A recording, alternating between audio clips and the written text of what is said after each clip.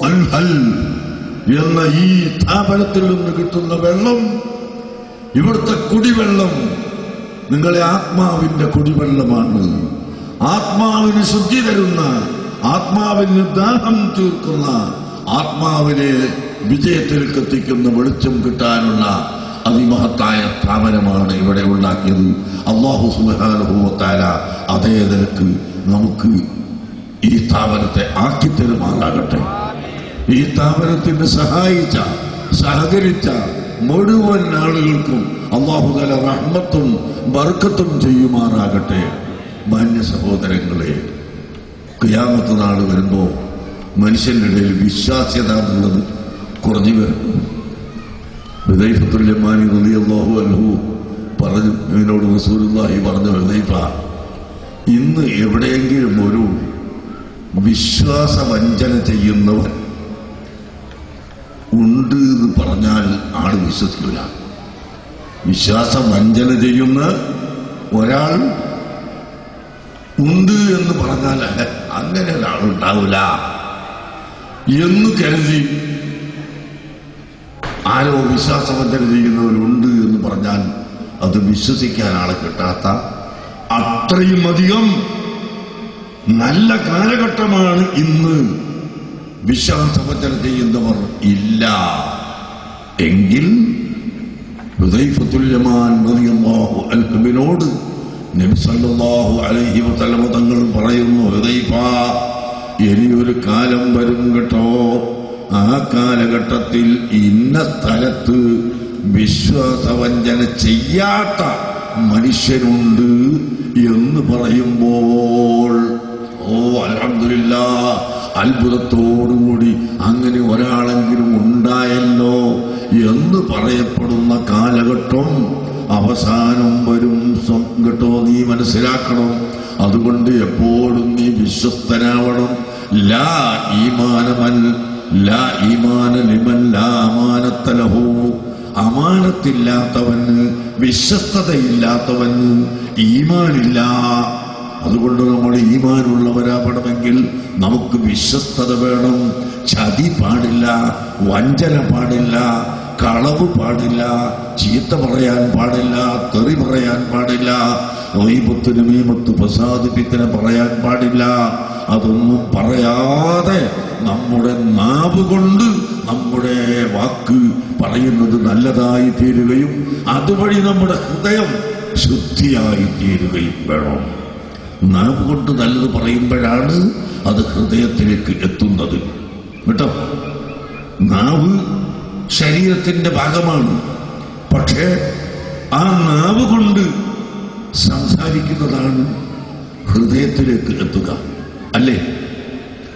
ഇവിടെ ഒരു കുട്ടി പരിശുദ്ധ ഖുർആൻ ഹിഫ്ളാക്കുകയാണ്, മനപ്പാഠമാക്കുകയാണ്. എന്താണ് അവൻ ചെയ്യുന്നത്?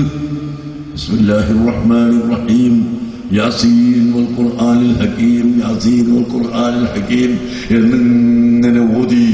കുറച്ച് കഴിഞ്ഞിട്ട് ഇന്നക ലമിനൽ മുർസലീൻ, ഇന്നക ലമിനൽ മുർസലീൻ എന്ന് ഓതി. പിന്നെ കുറച്ച് കഴിഞ്ഞിട്ട് ഇത് രണ്ടും കൂടി കൂട്ടി ഓതി. അങ്ങനെ നാവ് കൊണ്ട് തക്രാറാക്കി ആവർത്തിച്ച് ഓതുമ്പോഴാണ് ഹൃദയത്തിൽ അത് സ്ഥലം പിടിക്കുക. അപ്പം നാവും ഹൃദയവുമായി വളരെ ബന്ധമുണ്ട്. നാവിലൂടെ ഗീബത്ത് പറഞ്ഞാൽ, നാവ് കൊണ്ട് കളവ് പറഞ്ഞാൽ, നാവ് കൊണ്ട് ഫിത്ന പറഞ്ഞാൽ ആ മനുഷ്യന്റെ ഹൃദയമാണ് അതുകൊണ്ട് ചീത്തയായി പോകുന്നത്. ആ മനുഷ്യന്റെ ഹൃദയമാണ് കറുത്തു പോകുന്നത് എന്ന് നിങ്ങൾ മനസ്സിലാക്കണം.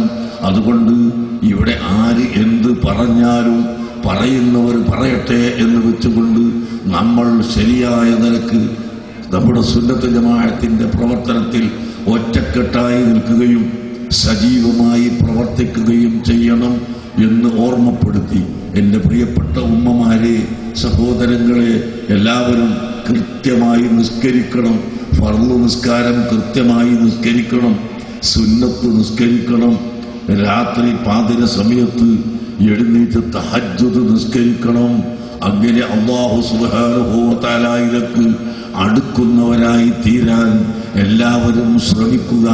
അർഹമുർ റഹീമായ അല്ലാഹ് അല്ലാഹു നമുക്കെല്ലാവർക്കും തൗഫീഖ് നൽകുമാറാകട്ടെ. അൽഹംദുലില്ലാഹി റബ്ബിൽ ആലമീൻ. اللهم صل وسلم وبارك على سيدنا محمد وعلى آل سيدنا محمد. ഒരു 3 സ്വലാത്തില്ല. സല്ലല്ലാഹു അലാ മുഹമ്മദ് സല്ലല്ലാഹു അലൈഹി വസല്ലം സല്ലല്ലാഹു അലാ സയ്യിദിനാ മുഹമ്മദ് സല്ലല്ലാഹു അലൈഹി വസല്ലം സല്ലല്ലാഹു അലാ സയ്യിദിനാ മുഹമ്മദ് സല്ലല്ലാഹു കിണറിനോ? ഇവിടെ നാരായണനല്ല. നാരായണൻ ഉസ്താദിൻ്റെ കയ്യിലൊരു അപേക്ഷ കൊടുത്തതാണ്. അദ്ദേഹത്തിൻ്റെ വീട് നിൽക്കുന്ന പ്രദേശത്ത് കുടിവെള്ളം വളരെ കുറവാണ്. അപ്പം മർക്കസിൻ്റെ കെറോഫിൽ അതിനുള്ള ഒരു സൗകര്യം ചെയ്തു തരണം എന്നത്. നോക്കാം, ഉറപ്പു പറയില്ല, കഴിയുന്നത്ര നോക്കാം.